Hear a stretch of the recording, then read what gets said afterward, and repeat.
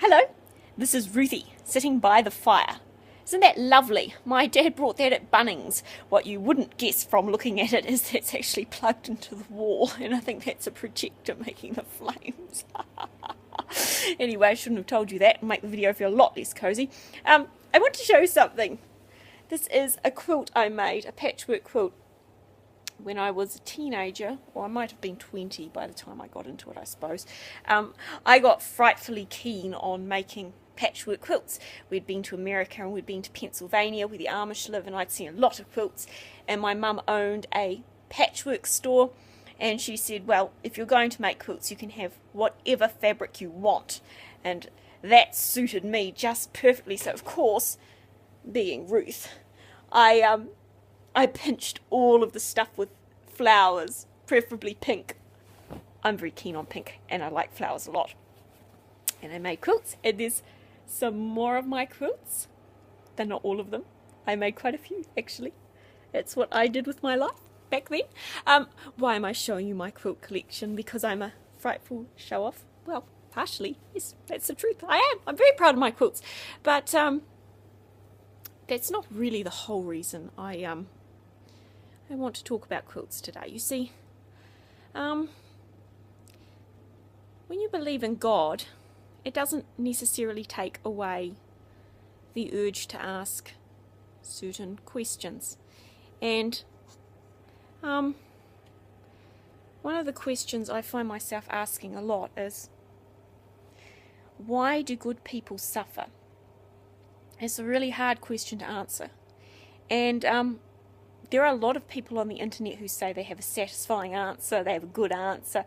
I've never heard a good answer why good people suffer. I've heard a lot of words, I've seen a lot of confident people saying they know why, and then they give you this long ramble that leaves you feeling, well, it depends. It can leave you feeling just frustrated, and sometimes it can leave you feeling very angry. It depends on the, it really depends on the content of the talk. So I'll start by saying I have absolutely no idea why good people suffer. And I'm thinking of a story now, a very sad story that happened. It's a tragedy that really happened recently to my community back in New Zealand. There's a young man of 21 and he married a young girl of 19. They had a very, very pure, holy courtship. They did everything right. Everyone was pleased about the marriage. It seemed like the perfect marriage. They were both of the same faith. They were both completely devoted to God. They were very pure and holy, how they conducted themselves. And the marriage looked like it was going to be a beautiful, beautiful, holy thing. And you know, hopefully have lots and lots of lovely children who would grow up to love God and serve Him. But, and it was a very happy marriage. They were very kind to each other and everyone thought it was wonderful. And they'd been married for a year, and this 21-year-old, young, healthy, good-looking 21-year-old man suddenly got a really bad headache. So they went to the doctors, and the doctor said, oh, I think we better check that out. So he had a scan. And the doctor said to this 21-year-old young man who'd been married for 1 year, his wife was, well, he must have been 22 by then, his wife was 20 years old. And the doctor said to him, I'm really sorry, you have an aggressive, cancerous brain tumour. You will be dead within 6 months. And of course, everyone in the community started praying to God for a miracle, because God can do miracles and He can heal. But God can also say no, and that young man was dead within 6 months. You know, in life, you come to situations where, regardless of what anyone tells you, I just don't think there are any answers. I don't think that there's any reason that I can see for a couple who was so holy and so devoted to God to go through that level of suffering at such a young age. That girl is now a 21-year-old widow. And it just breaks your heart. And you wonder, when God is so merciful and all-powerful, you kind of wonder, why does he let someone like that young man, who looks so healthy and the future looks so bright, why does he let someone like that get an aggressive brain tumour and die within 6 months and leave his young bride a widow after only 1 year of marriage? And I don't have an answer for that. There is no answer. I don't think there is an answer, because you think, why was there an aggressive tumour in his head? And while we're on the subject, why wasn't there an aggressive brain tumour in Adolf Hitler's head when he was 21 years old? Because when you think about what Adolf Hitler went on to do, it seems reasonable to think maybe he could have had the tumour and this young man could have lived. I don't have an answer for that. And I don't really think anyone else does either. I know there are people on the internet who say they do, and I don't believe them. I don't believe them. But I was really struggling with this, and I happened to look down at one of my patchwork quilts. And I realised that before I made this quilt, I had to take a lot of very large whole pieces of fabric that looked fine, and I had to cut them up, and then I had to sew them, and then I had to run a needle through fabric over and over and over and over again. And although that process of cutting and ripping and sewing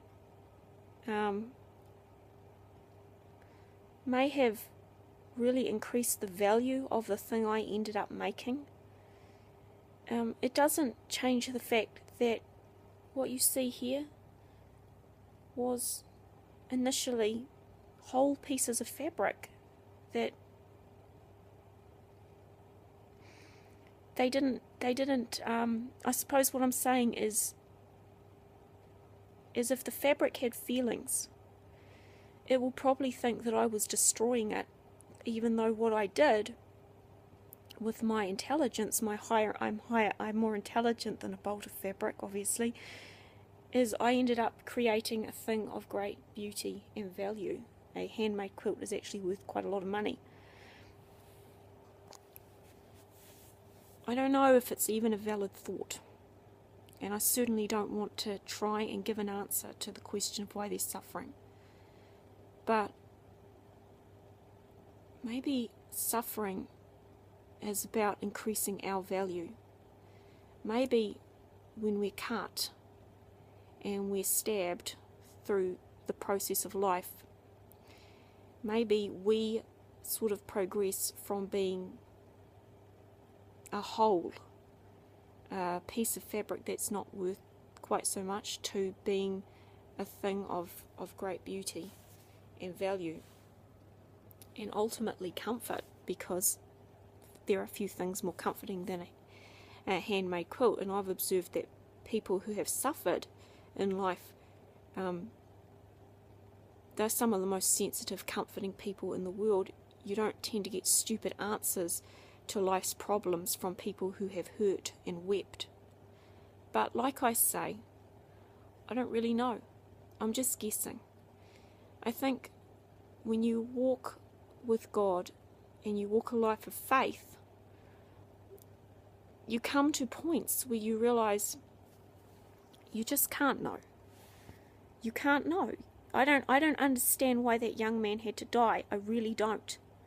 And don't understand why Adolf Hitler was allowed to live when his life brought about the death of so many people. And I guess what I'm saying is there comes a point where knowledge will fail you. And that's where you just have to kind of trust that God is good. And even if it doesn't feel good, like the ripping and tearing and running through of a needle that goes into a quilt.